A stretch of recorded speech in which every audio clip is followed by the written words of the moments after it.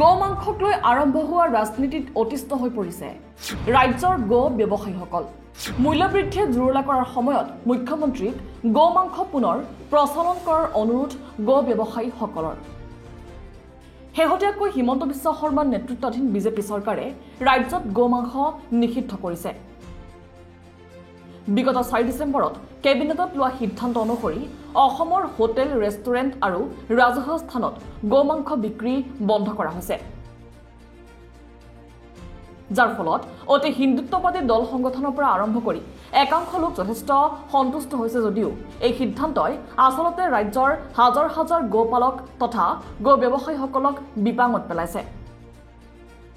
কেৱল এক বিশেষ ধৰ্মৰ লোকেই নহয়, অসমৰ প্ৰায় সংখ্যক অসমীয়া মানুহেই গো পালন বা ব্যৱসায়ৰ সৈতে জড়িত। তেনে ক্ষেত্ৰত গো মাংস নিষিদ্ধ কৰাত যথেষ্ট সমস্যাৰ সন্মুখীন হৈছে এই ব্যৱসায়ীসকল। সংবাদ মাধ্যমৰ আগত নিজৰ ক্ষোভ প্ৰকাশ কৰিছে গো বিক্ৰেতাসকলে। যথেষ্ট সুবিধা হৈছে যে আমি ৰাজমাৰী বজাৰখন আমাৰ উজনি অসমৰ একমাত্ৰ পশুধন বজাৰ। আমি এখন বজাৰতে সমগ্ৰ ডিব্ৰুগড়ৰ পৰা তিনিচুকীয়া, শিৱসাগৰ আমি সকলো গোটেইকেইখন জিলা লগ হৈ গোটেই সমগ্ৰ ব্ৰহ্মপুত্ৰ নদী কিনাৰত থকা 2 পাৰৰ গৰু এইখন বজাৰতে কিনা বেচা কৰি আমি জীৱিকা উপাৰ্জন কৰি আছোঁ। কাৰণ আজি আমি এখন বজাৰলৈ আনিছিলোঁ মই গৰু 8টা আনিছিলোঁ, দমৰা গৰু আনিছোঁ, তাত বান্ধি থৈছোঁ। কিন্তু এতিয়ালৈকে আমি এজন মানুহকো গৰু বিকিব পৰা নাই। গৰু সুধিছোঁ, তেখেতলোকে ল'ব নিবিচাৰে যে ৰাস্তাত প্ৰব্লেম আৰু এনেকুৱা চৰকাৰে যি সিদ্ধান্ত লৈছে তাৰ কাৰণে আমি আজি গৰু নিকিনো।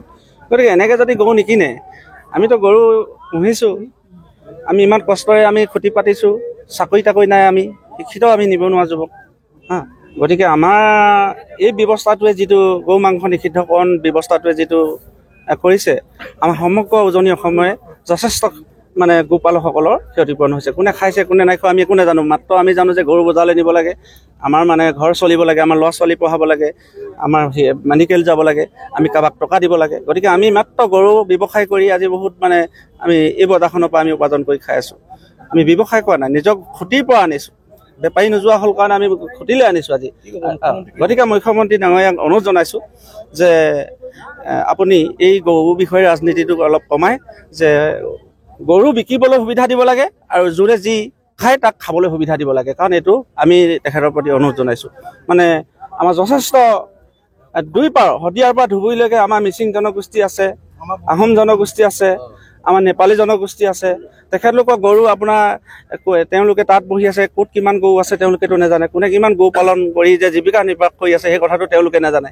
গতিকে আমি অনুৰোধ জনাইছোঁ যে এই উজনি অসমৰ একমাত্ৰ ৰাজমাৰী বজাৰখনৰ যি আমি গৰু বিকা কিনা কৰি খাই আছোঁ, ইয়াত যাতে তেওঁলোকে বাধা প্ৰদান নকৰে, আমাক শান্তিয়ে জীৱন যাপন কৰিবলৈ যাতে পৰিয়াল পোহপালন কৰিবৰ কাৰণে গৰু পালন কৰি থাকিবৰ কাৰণে আমাক সুবিধা কৰি দিয়ে। এই মুহূৰ্তৰ ওচৰত আমি হিমন্ত বিশ্ব শৰ্মা অসমৰ মুখ্যমন্ত্ৰী ডাঙৰীয়াক আমি অনুৰোধ জনাইছোঁ। আচলতে গো মাংস বন্ধ হোৱাৰ ফলত ৰাজ্যৰ এক বিশেষ ধৰ্মৰ লোক ক্ষতি হ'ব বুলি উল্লেখ কৰা হৈছে যদিও ই আচলতে সামগ্ৰিক ধৰণে ৰাজ্যৰ গ্ৰাম্য অৰ্থনীতিত বিৰূপ প্ৰভাৱ বিস্তাৰ কৰিব। কিয়নো অসমৰ প্ৰায় 87% গৰু গ্ৰাম্যাঞ্চলত উৎপাদন কৰা হয় আৰু সেই গৰু ক্ৰয় বিক্ৰয় কৰি জীৱিকা পালন কৰে অধিকাংশ লোকে। ইয়াত ধৰ্ম বিশেষ কোনো সীমা নাই। কিন্তু এতিয়া গো মাংস বিক্ৰী নিষিদ্ধ কৰাৰ ফলত সাধাৰণ গো ব্যৱসায়ীসকল বিমূৰত পৰিছে।